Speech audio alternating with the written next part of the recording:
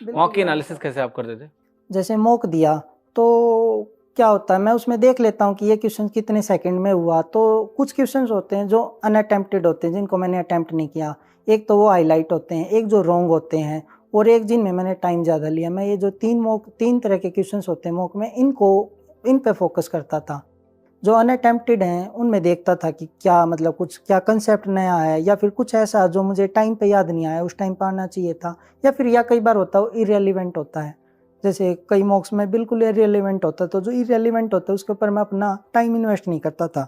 मुझे पता था कि ये अगर आएगा तो भी फिर भी ये कई मिनट खाएगा, तो इसको करना इतना वर्थ नहीं है, तो मैं उसको छोड़ देता था। जो गलत होता था मैं उसमें, जैसे बच्चे बोलते हैं कि मेरी सिली मिस्टेक होती हैं, तो मेरी भी बहुत होती थी जब मैंने स्टार्टिंग के मॉक्स दिए।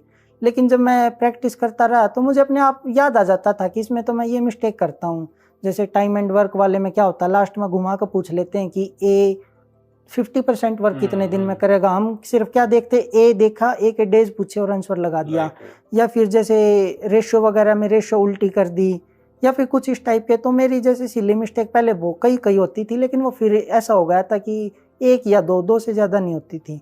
लेकिन वो मेरी तब हुई जब मैंने 60 70 80 मॉक्स कर चुका था, और जैसे जैसे होता गया वो और अच्छी होती रही। तो सिली मिस्टेक तो सिर्फ इसी से ठीक हो सकती हैं। जैसे आप मॉक्स की प्रैक्टिस करोगे ना, और उसके बाद आप देखो कि जो सिली मिस्टेक्स हुई हैं वो क्या हुई हैं, क्योंकि ज़्यादातर केसेस में वो रिपीटेड होती हैं। आपकी एक टेंडेंसी होती है, या तो आप जो लास्ट वाली लाइन है जिसमें ये बता रखा है कि ये पूछा उसने, क्या निकालना है, क्या निकालना है, हम उसको अच्छे से नहीं पढ़ते। हम सिर्फ ए देख लिया, या फिर हम अज्यूम कर लेते हैं कि ये पूछा है।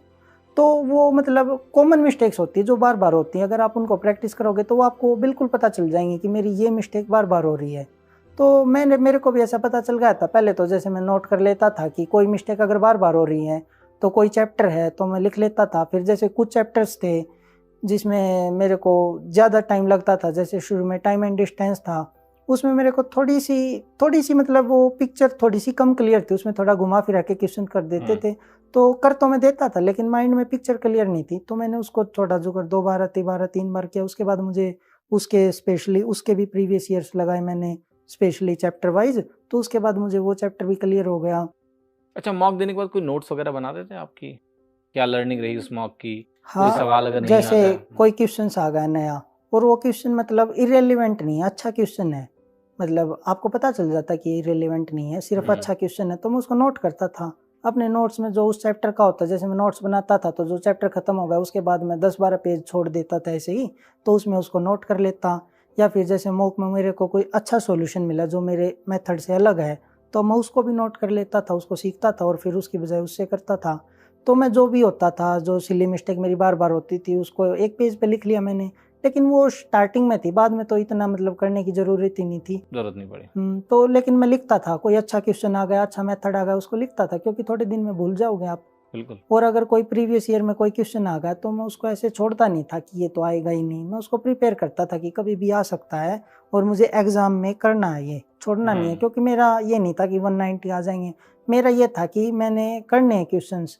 मैं मॉक एनालिसिस भी ऐसे ही करता था कि मैं ये देखता था कि जो मुझे आता था वो मेरा हुआ कि नहीं हुआ। अगर मान लो मेरा मॉक में स्कोर कम है, लेकिन जो मुझे आता था वो मैंने सारा अटेम्प्ट कर दिया, कोई भी क्वेश्चन ऐसा नहीं है जिसका मुझे बाद में रिग्रेट हुआ कि ये मैं कर सकता था, तो मेरा मॉक मैं मानता था कि मेरा अच्छा गया है।